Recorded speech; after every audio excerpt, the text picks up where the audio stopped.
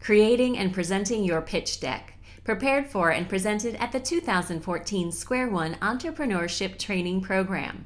Square One is a program of the Center for Emerging Technologies. CET is an affiliate of the Cortex Innovation Community. Square One is funded in part by the Missouri Technology Corporation. Want to really make this interactive today, so if you have any questions, feel free to ask.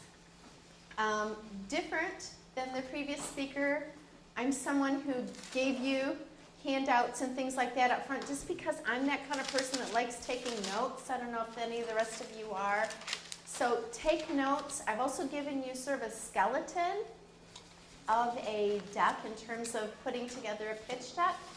Please feel free as you're going through this, if you have ideas about your own pitch deck, write them there. I want this to be a tool for you to get a leg up on putting together your pitch deck. I know some of you in this room, some of you I even coach, have already gone through and have put together business plans and have put together pitch decks and things like that, and you're on round 2 or 3 of them. Some of you have never done that before, so you're at different stages, and I realize that. So please feel free to ask questions during this. I want to make sure that this is getting all of the questions out on the table and anything that you want to have asked. So let's go ahead and start. So I wanted to ask a few questions before we start. Why do we put together these pitch decks? What do you think? Why do we do them? Get your idea across. Get your idea across, right. What else? Why else do we do these? Organize your thoughts. Organize your thoughts. Great. Yes, what else? Tell a good story to investors. Tell a story to investors. At the end of the day, you want what? Money. You want money, right? Because you've got a business that you've got to run. So that's what we're going to do. We're going to put together pitch decks that are going to get you money. Who are we pitching? Let's talk a little bit about who we put together these pitch decks for. People with money. People with money. That's a good answer. So people with money. Are they all going to be the same? No, they're all going to be different, right? Relatives. Relatives. You might have a, what we call it in the business, a family and friends round, an F&F round, where you're pitching initially to your family and to your friends. Right. Okay. Let's talk a little bit about these people, these angel investors, these venture capitalists.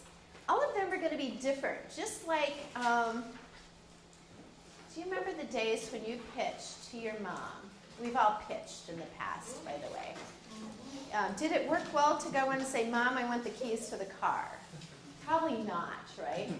Probably worked better if you said, Mom, you remember how you really wanted me to work on, this project with my classmates and get more involved in this? I have this opportunity to meet with my friend. I'd really like to get together with him or her and talk about these ideas. And you know what? On the way home, I could pick up that flower that you needed, right? That works a little bit better than I just want the keys to the car. So you're going to have to know, each one of your own parents pretty well, and you know what worked well for them in terms of asking and getting what you wanted. The same thing is get to know these people with money and get to know what clicks for them. It's going to be different things.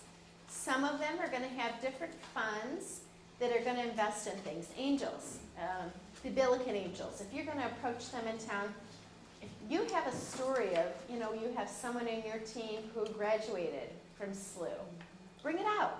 That's important to them. If you are pitching to a particular investor, and this particular investor, their fund is set up to do XYZ. That's their focus. Spend your time understanding what makes them tick and why, and customize your pitch to them. So one of my words of advice is don't have the same pitch deck for everyone. Just like you wouldn't do the same resume for every job, you wouldn't do the same business plan and pitch. for every potential investor. Does that make sense? Yeah, okay. Where are we pitching? Know where you're pitching. Sometimes you are pitching to a very big audience and it has tons of investors. I went to, let me see, in May, the pageant where the tech investors were all pitching. Did anyone else get a chance to get there? Yeah, I mean, that's a totally different situation than if you have been invited to come in to speak to a group of angel investors or a venture capital fund. So again, customize based on that. In one case, you're going to have a very broad range of potential investors who may be there that you want to reach. In the other case, you can be pretty laser specific. Okay, what are we pitching? Again, the customize. Customize what you're doing. Make sure that your pitch is going to hit their main points. Okay? Any questions before we move on? Good. So here is going to be our basic format for our pitch. 15 simple slides. We'll talk about how some of them can be combined. We'll talk about why some of them are really important, why I like some of them to be up front. And otherwise, and you know, I left my glasses back there, so I hope you'll excuse me if I scoot back here so I can see. The first is going to be an overview. You've been working on elevator pitches? Yep, most everyone has them. This is going to be an elevator pitch that's going to be in pictures. So that's how you're going to start out. It's going to be really concise. It's going to tell what your product, what your business is all about. Next is going to be your team. Oh, thank you. Here we go. Let me pull out glasses. Yeah, it's okay. I'll have to dig in my purse and you'll see everything.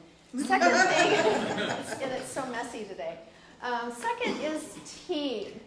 And the team is going to be very important. I must say, when I first started as a venture capitalist, I didn't think that team was as important as I came to see. As I sat on boards, as I watched companies move through, I realized how important team is. Make sure you put your team slide up front. You had a question? This is just a personal question for you. In all your experience, I keep on thinking that if you can do your company without ever going to an investor, is that always the way to go? So if you can bootstrap it and you can do it, and although you know you can do a pitch deck, Yeah. but deep down inside you know it's going to take you, 16-hour days to get it done. Is that always better than, going in and selling a piece of equity or taking out a loan or other things? I would tell you that there's a bunch of different ways to do them and they can all be right. Okay. Bootstrapping was how I did that first company. Okay. Bootstrapped the entire way. Given an initial investment, a very small initial investment that was paid back and bootstrapped the rest of it. The other things I would highlight, there are many different sources of non-dilutive funding. If you can get a hold of those, grants, beautiful things, because they don't dilute your equity as an entrepreneur. They don't hurt you. The good thing though is that when you do take equity, make sure it also comes with expertise. People who are on your boards can do amazing things for you. They have connections that you wouldn't have. They have the ability to see things. Many of them have been investors, almost all of them have been those entrepreneurs themselves. And so they know what to do in different situations. They've been there, done that. Also, they know a lot of the other investors, and so they can syndicate together, and so they're able to put together for you a round of people that will be able to all be very helpful for you. So just think about it. There's no one right answer. I was gonna say, you can also use your pitch deck to pitch to customers. Yes, Just by revising it a little bit. exactly right. Yep. Okay, market opportunity is going to be next, followed by your problem and your opportunity. your market, problem, and your solution, your competition that you see, and then sort of a recap of all the benefits and advantages of your solution. A little bit of a demonstration of your product, what it can do. A business model. We've talked a little bit about you putting together that business model and what that looks like and that forecast. Next, your exit strategy, and I think this is really important once you get to angels and beyond. I think you need to begin to show an exit strategy. For bankers, it's not so important. Beyond that, it is. Status and milestones, where are you? What do you still have to do? Risks? Yes, question? Yes, with the exit strategy, you said usually for angels and beyond, as far as having this slide, what about if you're pitching for like a competition for like art grants, this program, would that be something that should be in there? It's something I think you should know. Yeah, I think if you're pitching for arch grants, I would put that sort of as a seed kind of funding. So yeah, I think you should. We have several people in the room who have won arch grants, so you should talk to them, network with them, figure out what they've done. Can you raise your hand? Can you raise your hand? There you go. Network with them. Both of you did that, didn't you? No, you did. Want to talk about exit strategy? Yeah. Yeah, absolutely. So for that stage and beyond, yes, I think it's important. What it says is that you're really thinking about the future. What the investors care about at the end of the day is that they're going to be successful with you, that they have a chance to be successful with you. I do right? think you need to be careful though, because Arch Grants is trying to build sustainable companies here in St. Louis. And if you're planning on a very, very rapid exit, you may not be a perfect fit for what they're trying to accomplish. So you need to think about what they want. It's good advice. Okay, let's see. Status milestones we talked about. Requested money. Put your ask up front and talk about how you're going to be using that capital. And any of your board of directors, advisors, we'll talk about that a little bit later on. I would suggest really you put together a board when you're looking at your first institutional Series A kind of round. Before that, advisors are fine. And then closing, the closing doc. So you're really driving it home. Okay, so overview. Think of this overview as telling the audience what you're going to tell them. Just about any other presentation, you tell people what you're going to tell them. That's what my last slide just did for you. Then you tell them, and then you recap it. Okay? So this, yes, go Do ahead. we have a copy of the filled-in presentation? There's one. I think so. Yes. Is it? No? Nice. Oh, I see, I'm sorry. My apologies. Okay, good. You should. So, Look at and this. what I'm doing also at the bottom of each one of these pages is I'm putting a bottom line for you. So that is really what you want this slide to get to at the end of the day. Okay? An example? So you're going to have this short, concise description of your company, people, products, and you're really going to have this, what I call the elevator pitch in pictures. That's what you're going to try to do and have this clear, concise description of your business. You're going to want them to know more. That's what you're going to do. Team members. List all your team members, their roles. Photos are great because then you've got people around the table who are probably working on these pitches. It'd be great for them then to understand. Talk about what kind of skills each member brings. That's going to be important for them too. Describe any of your accomplishments and awards as a team. Great. Consider having each team member introduce themselves. I've seen that before in many different pitches, and that works really well. It helps to break the ice. Everyone gets a chance to go around. Hi, I'm so-and-so. This is what I do on the team. It's great.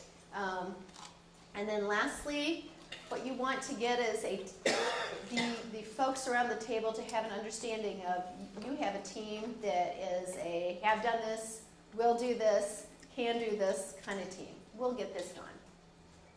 Okay, market opportunity. So you're going to describe your overall market. You've been working some on that. Your addressable market, and then your target market. ML, for example, has just started a new role as CEO of a Healthy Me, is a diabetes app company. And her overall market might be all the people with diabetes. Addressable market might be, some people just don't know that they have diabetes. And she might be targeting people that are within the US. And then target market might be, hey, I'm only gonna be able to reach those people that have handheld devices. Something like that. Can you explain just, or bring a little more clarity to addressable market? Mm-hmm. So that's the total market that you could get. If you could reach every single one of your constituents, you may not be able to with your advertising and marketing sales dollars and things like that. But that's the total market that you can get to. How is that different from the overall market? Let's take this example as before. So let's say she touches diabetes people. Some people just don't know that they even have diabetes. They can't even be addressed. They could never be addressed because it never flashes across their mind that they have diabetes. So those are how the two are different. If we could get better, this is maybe is something that she thinks about. If we could get better at screening for people and determining who has diabetes, your addressable market would grow, right? But that's probably not going to be something she's going to do because she's not going to be tested. Yeah, I don't understand. What's the overall market? Overall market is total number of people with diabetes. And then it's the amount of people who know they have diabetes? That might be her addressable market, and she may say, you know what, and that I'm not only going to be targeting them. I don't see the difference in that. Okay, so you've got a total market, but you may not be able to address all of them because they may not even know that they have that. How is that an overall market? Because okay, let me try. There's, for this example, there are people that have diabetes and are diagnosed. Right. And there's also an estimate out there of people in the United States that are pre-diabetic or undiagnosed. And there are numbers for that. But what Christine is saying is, I can't sell to somebody that doesn't know they have the need. Oh, okay. So, but a lot of industries don't have that.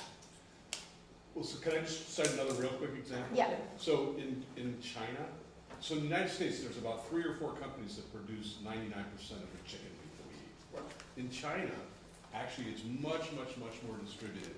And in fact, when I was first working in China many years ago, there were lots and lots of little farms that had 2 or 3 hogs, right? And very, very few that were big. Now, there's one big company, and there's still a lot of little ones out there. So if you want to, the addressable market really is kind of the big companies. Okay. And if you're trying to reach the companies that, the farms that only have 3 or 4 pigs, they're in the market, Right. but You too can't get expensive to reach them. They're not really addressed. But however, if all of a sudden this one company or some other company goes on a buying rampage, right? Then And they become acquires, Right.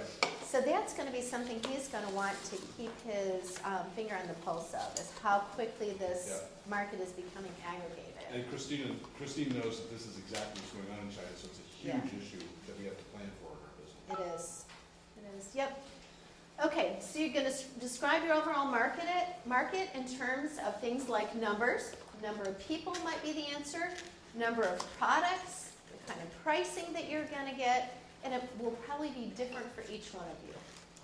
Yeah. I'm sorry.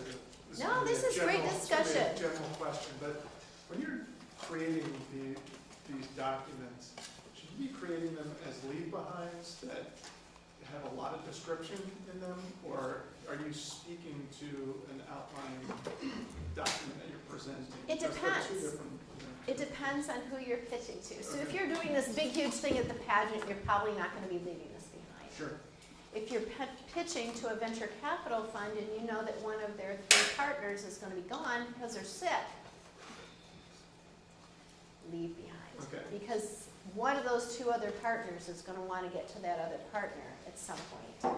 And you know that that's going to have to be a leave behind. And we'll talk about that too, more in terms of how you build those reaches into this. Because you're going to want to have them come back to you. And how do you do that?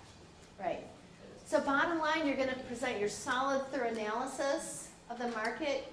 You're going to want to be that expert where you know everything about the market. There's a question earlier today about documenting things. Make sure you do document. If you have a number in terms of the total market, document it. If you've got several numbers, document them. Maybe take an average. Maybe you say, I prefer this source because, but know why, okay? Problem.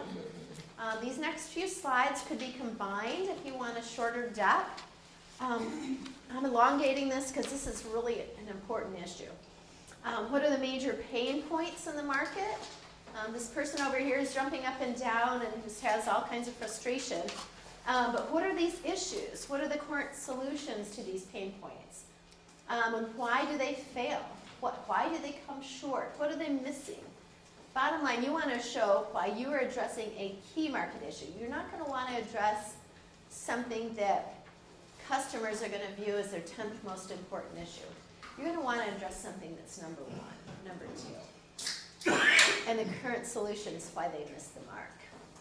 Next, you're going to reiterate this market problem and describe how your product solves this and is better than existing. Be careful if you are making some suggestions in terms of how they're going to need to change processes.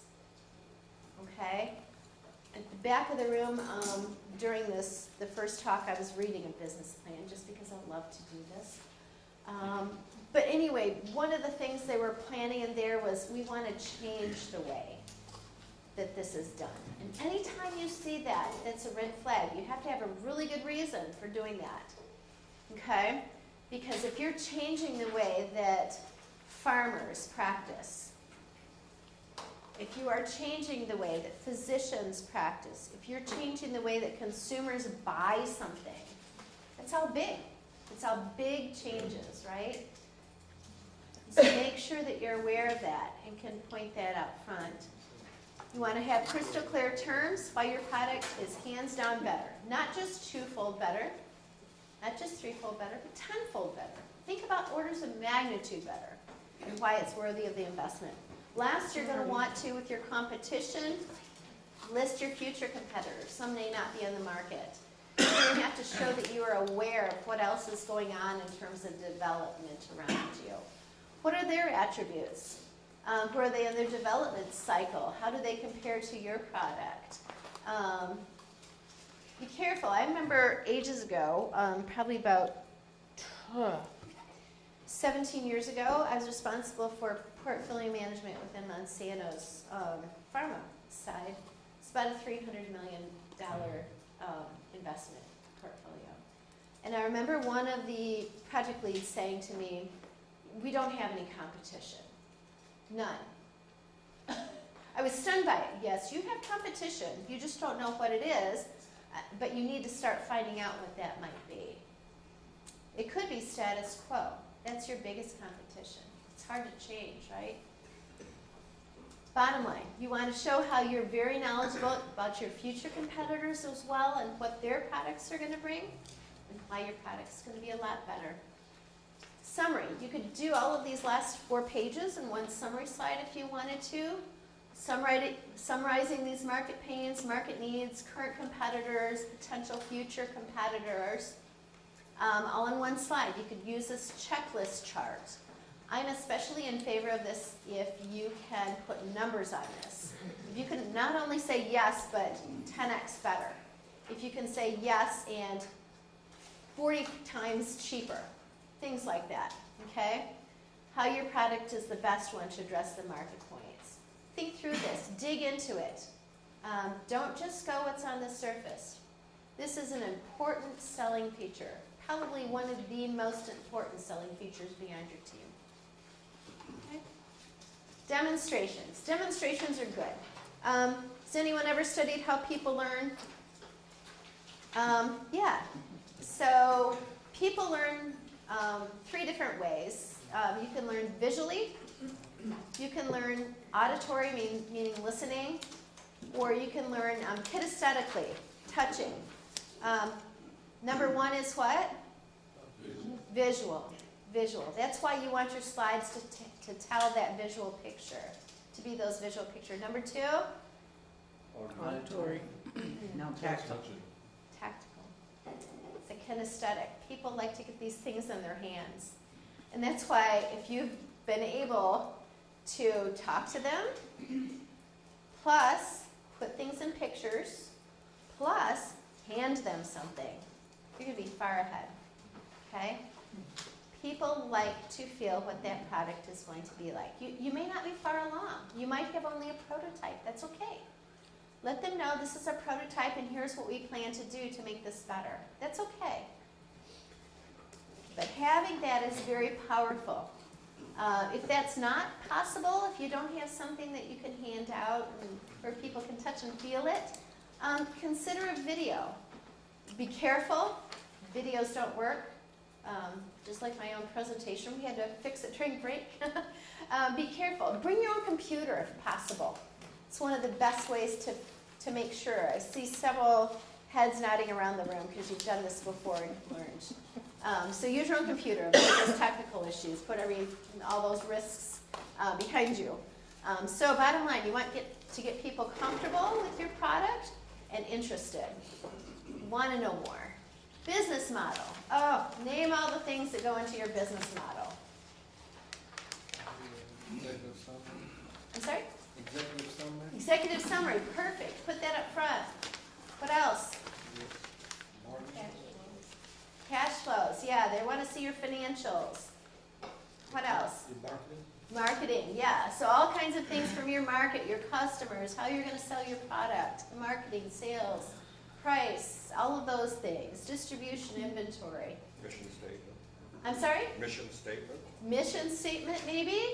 I just have a question. Yeah. If some of these were addressed on previous slides, should you duplicate or should you cut it out? You know? don't have to. You Okay. don't have to. And there's no one right way to do this.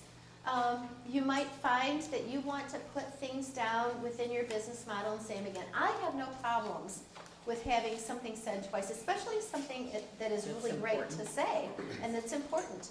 If you're saying several different times, you know, this is going to beat our competition because it's 40 times cheaper and it is.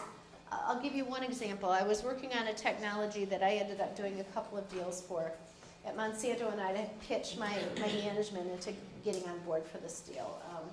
Wasn't a huge deal at first. It was I tranched it because I wanted something that was just $1 million up front. That's all I wanted. And then later on, I wanted close to 20. Okay, so but that's good because you get rid of that risk up front, and that's what I did. But what I did is I put this in terms of, you know what, this is going to be 50 times less expensive, and this is 10 times better in terms of the rates that you're going to get. And so if I could put those into those terms, and I said it several different times, it's useful. It's useful because, you know, like a lot of times, we're not auditory people. We talked about probably only 10% of the audience are auditory people. And we don't hear it the first time. If you have something really important to say it twice. It's not a big deal. Bottom line, you've thought through all aspects of your business. You want to convince your audience that you've thought through everything. The other thing is, if someone brings up something that says, you know, I want you to rethink about the distribution model. Have you thought of this? You might be in front of some people who've done some amazing distribution in the past. Listen, don't dig your heels in and fight. Listen, you're going to learn something because these are really bright people. I'm a big believer that many brains are better than one. So, you know, having that kind of feedback from angel investors, venture capitalists is very beneficial. Okay? And so it's okay to say, you know, I hadn't. Tell me more. What would you suggest? Draw it out of them. Learn from them. And if so, go back and do your research and change your business model. That's good. Okay? Forecast. Do you know what a forecast is? I think the essential elements of this, put together your revenue. You're certainly going to want to explain how you get to that revenue. Here's my units, here's my pricing, here's several different types of units, here's my pricing. You know, here's what I'm doing for instruments. You know, maybe you have a razor blade kind of model. You know, here's revenues from the razor, here's models from the razor blade, and pricing for each. That's good too. Your cost of goods, understand that. Any other expenses that you have, your EBITDA margins. I would suggest a 5 to 10 year. No one will ever take this model and say, I can take this to the bank. No one will ever do that. But the next 2 points I'm going to mention, I think, are more important. One, understand your drivers, the key factors in your forecast that are drivers of value. Understand, you know what, if that market could all of a sudden change overnight, I would go from this size of revenues to this size. Understand those things, because if all of a sudden there's regulation that's pending, or there may be a decision on this that would affect this, understand that. So that's really important. And then any risks, secondarily any risks, and understand how those risks affect what your revenues, what your costs are, things like that. Okay? All models are going to be inaccurate. What people want to listen to is how you got to that, your thought process, and also your understanding of that model. And what are the drivers of that model, and what are the risks of that model? They want to understand that you as an entrepreneur understand your business well. Okay? Exit strategy. Yeah, one of my most important points. 2 things. One, key partnerships. The business plan I was just reading through talked about, you know what? I've got this platform technology, and I've got this one thing over here that isn't really in my core, but you know what? I can license this out. I could form this partnership. Then I could get money to be able to put into the mainstream of what I've got for my business. Great. I loved it. So look at those key partnerships. Well, you need to form partnerships. Another one I was reading about a while back. We may need a key partner for our distribution. Okay, great. Good. Think about who you may need as that partner. If you're going to need a partner for some of your co-development, state it. Okay? So that's important to know. Next, strategies that are going to get on the dashboard of potential acquirers. Why I put this first is that if you look at maybe the last 10 years or so of venture capital, what percentage of companies do you think have exited through acquirers versus IPOs? 95%? Yeah, it's going to be close to that. It depends on your industry. If you're in the tech industry, it's been really hard to do an IPO. They've had some that have been really big, but for the most part, but a lot of them are going to come through acquisitions. So focus in on that. Spend some time there. They're going to want to know, have you thought through potential exits? Because that's how you make money. That's how they make money. At the end of the day, I'll speak solely now to venture capitalists, because this is not true of angels. Venture capitalists have typically a 10-year fund. Okay? That's what they're investing out of. You need to know where they are in that 10-year fund. If they are already at year, say 5, they've only got 5 more years from the time that they invest in you to the time that they need to recoup money. Surprising? Yeah. But you need to know that up front. You need to know where they're at within their cycle. That's true for all of your investors and anyone you're pitching to. So know that. And know how much time frame you have and how to get to those acquirers so you can get to that exit, because that's going to be on their mind too. That clock is ticking for them, and therefore it's ticking for you. Yes? How would you find that information out? Oh, they'll have, ask them what fund they're investing out of and then what vintage year it is. Those are the 2 questions you need to ask. Okay. And they'll usually have that in documents. They're happy to tell you because they don't Yeah. want to waste time with somebody that doesn't fit their criteria. Yeah. Yeah. So those are the 2 questions. What venture you What fund they're investing out of, because many venture capitalists will have more than one fund. Fund 1, Fund 2, Fund 3, they have fancy names for them like that. and then they will have a, we are within this year. They'll tell you where they're at, what year they're in. Okay. So they want to know that you're going to have a reasonable chance of having a successful exit within this time frame. Typically, they are investing in years 1 through 4, maybe, approximately. Okay. Status, milestones. If you have extra slides, this is a nice to have. State a little bit about the history of your company, who are the founders, when did it start, what you've accomplished so far, what kind of capital you've had. Key awards, we've maybe mentioned that up front, but you may want to talk about them again. And show how you've been able to accomplish much with little. It always impresses people. You know, I've been able to take this company from this stage to this stage with this amount of money and just these number of people, and how you're going to continue to do so. How you're going to be a frugal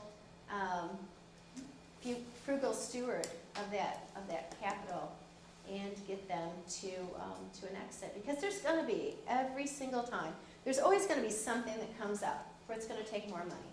If they know that you've been really great with cash in the past, that's going to be of interest to them. Okay. Requested dollars. This is where you state, here's what we're raising, and here's how we're going to use it. We're raising $4 million, and we're going to use it to do this and this study, to do this and this marketing, to do this and this, to get this product into these particular regions, to do some target sales markets, things like that. They want to know what you're going to do with that cash. And then secondarily, how it's going to help you to reduce risk. Okay? Frame this in terms of time from investment and not from now. Let me explain that. I don't think I wrote that very well.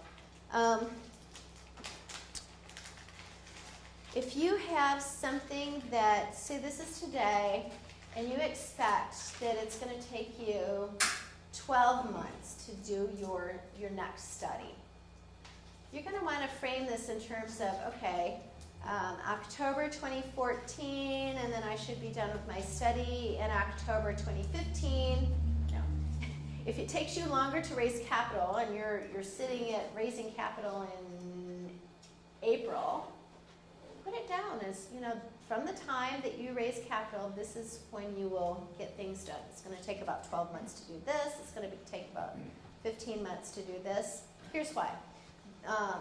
These people will hold on to your business plan. They'll bring it back out in the last, how come you didn't get this done in the time frame you said you were going to? They'll want to know that.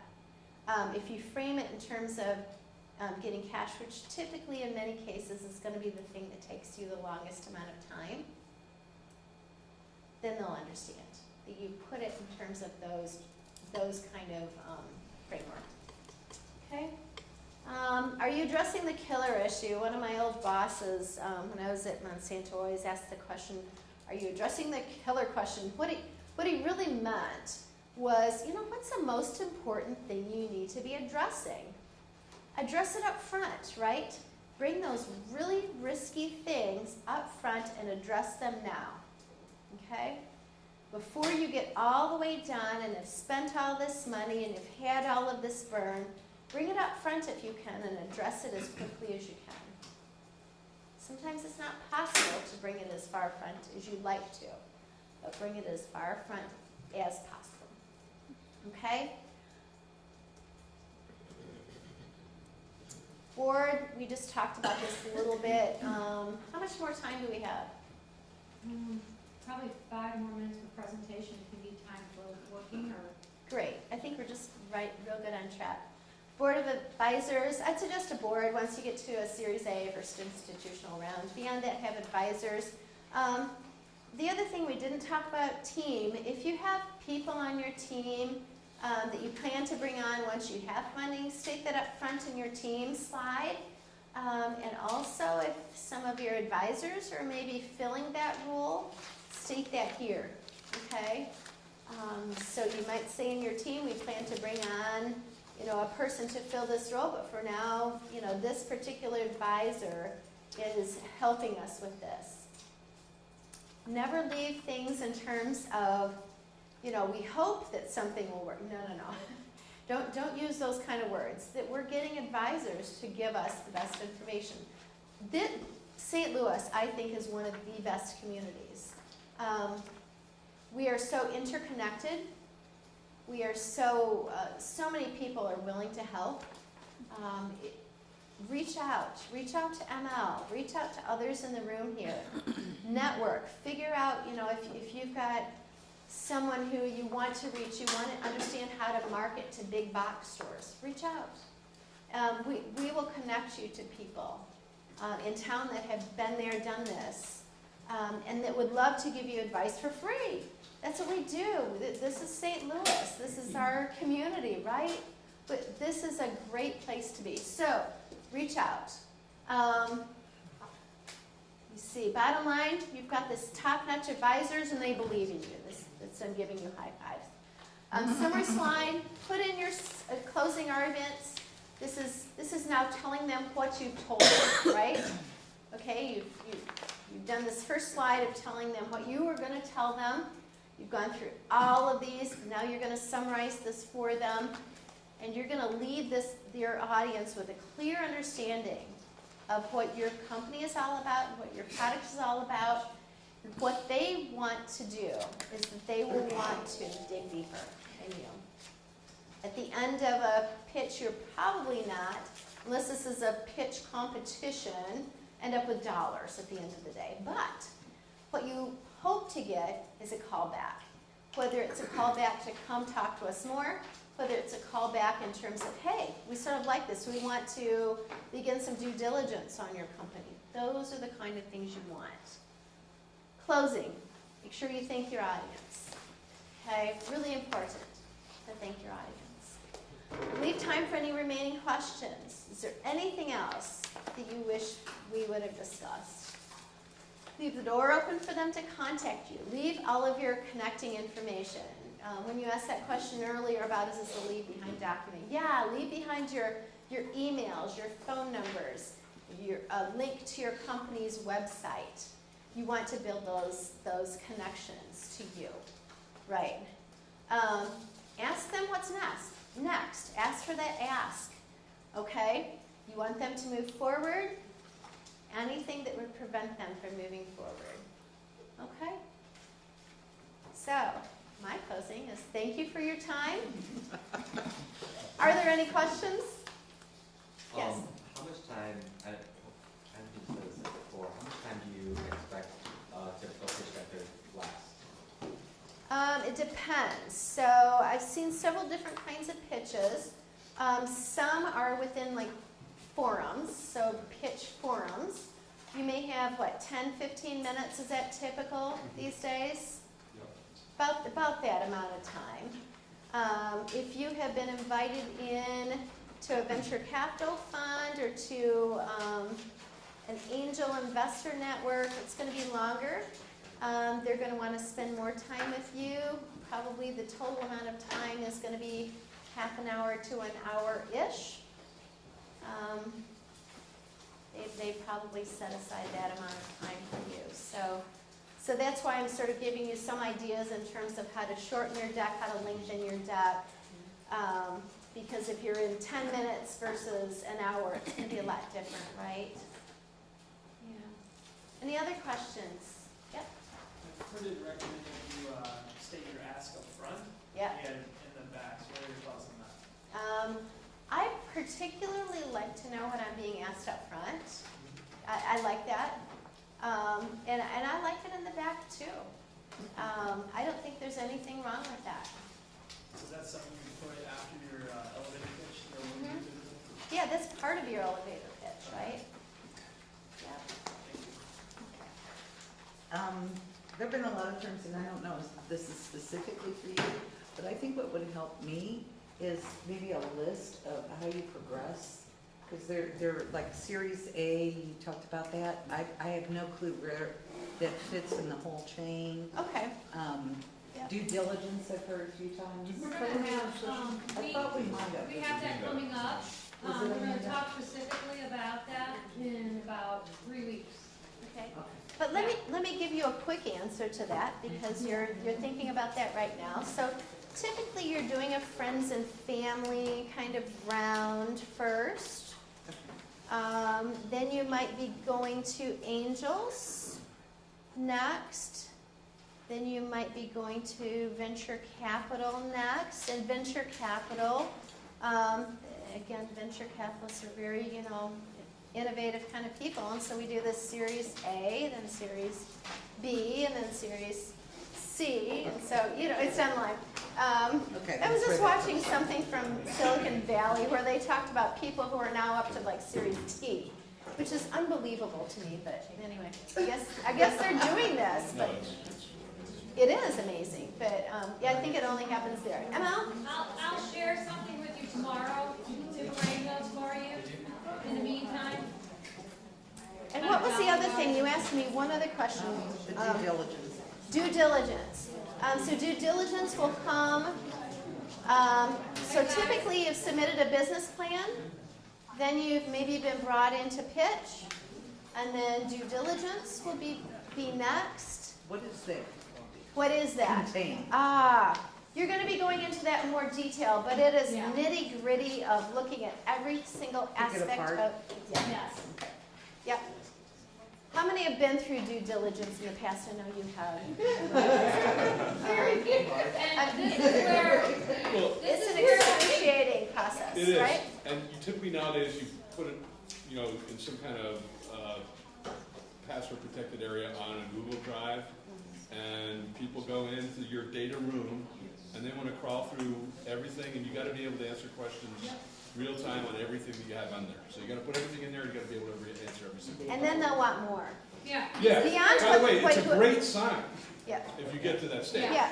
But this is where we talked about the legal issues and how important it is to get these documents in place up front. Because number one, if they say, we're interested, we're gonna invest, and send me to your data room and it's empty, Yeah. party's over. Lost your opportunity. It's over. They're not gonna wanna spend the time or effort to look at your business. Yeah, you can't Number say. two, if you have documents in there and half of them are signed and half of them aren't signed, or some of them are missing, somebody's gonna have a whole lot of work to do real fast to fill up the You gotta data. get it in there, don't you? And so again, so the deal doesn't fall apart. Yeah. So this is where, we'll talk more about this, but this is where legal documents and managing, taking care of your legal house is so incredibly important now from the Yes. beginning. This playing catch-up is not a good game to play. And start building this up front. Think about this from the end game. I think Louise said this, think about this from the end game. Start building that kind of thing up front, right? As you get document signed, scan them and put them somewhere. As you get agreements put together, scan them, put them on there. Your business plan, as you're updating that, scan that, put that on there. Your models, scan those. You get the idea. It's going to be everything and more than, because it's not only going to be the documents that you have on there, but they will turn over, because I did this on about 70 different deals, turn over every single thing that's there. And I wanna know what brought you to there, Yep. I would imagine. Yep, it's gonna be pretty detailed. So, just like sort of our children are going trick-or-treating in another few weeks, I sort of view this process a little like trick-or-treating. You're getting something a little bit more valuable, right, at the end of the day. But happy trick-or-treating. Yes, one more question. Oh, I was gonna ask, how old are your children? You can't laugh, though. Okay. You promise me? I Promise, can't, promise, yeah, I promise? have children, so Okay. it'll be empathetic. Okay, 24. She's graduating. She's laughing. She's already laughing. And it didn't come to the point, and 7. Uh-huh. Yeah, 24 and 7. 24 and 7. Oh, my. Little bit. Yeah. That's good. Yeah. So you talk about so people your product. My what? You talk about if it's possible so people the product. You talk about To show it, yeah to demonstrate it. yeah. But the pharmaceutical products are not as sexy as like a greeting card or some other stuff maybe attractive for pharmaceutical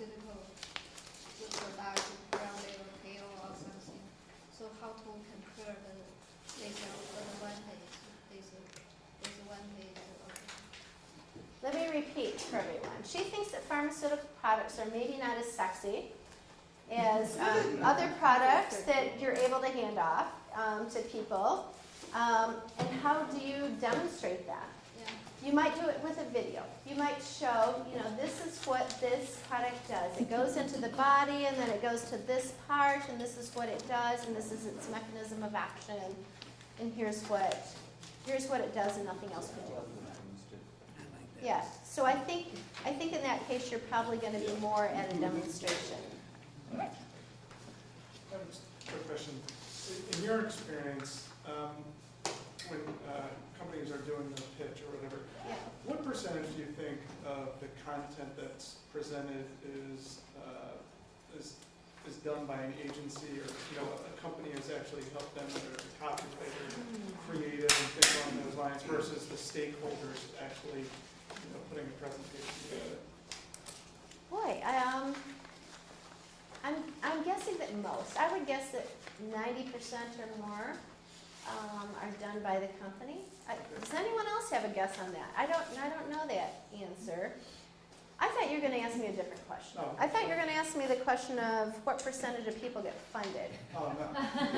And I can answer that question. What is that? Typically, that answer is 1 in about every 100 to 200 will get funded.